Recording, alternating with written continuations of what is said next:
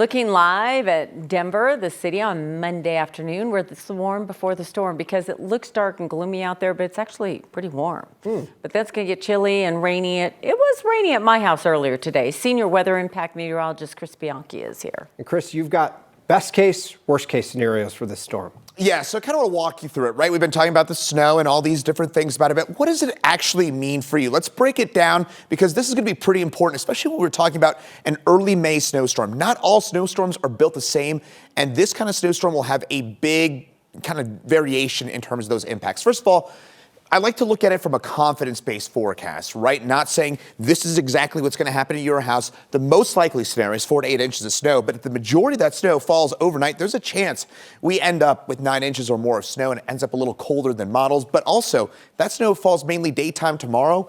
We may only end up with an inch or 2 or 3 inches of slushy accumulation. So let's walk you through those scenarios.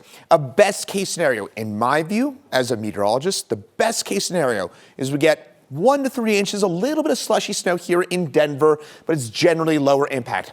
If we get, say, 2 or 3 inches of snow in Denver, what you'd likely be looking at would be some down branches, maybe some small limbs, but in general, this would not be a major headache kind of event. But there's very high confidence here, folks, and you've been hearing Kathy talk about this as well. There's a lot of water within this storm. We could be talking about 1.5 inches of liquid rain, snow equivalent. That would be about as much rain as we've seen all year combined. So we get all the water without the headache.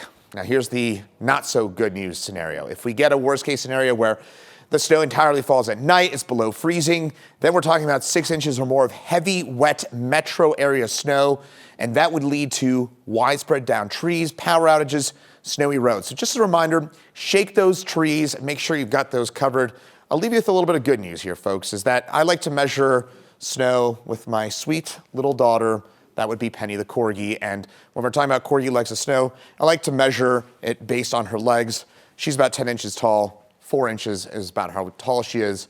So that's the way I like to measure it. But again, plan for that worst case scenario in case that happens, because unfortunately, that is a realistic possibility tomorrow night.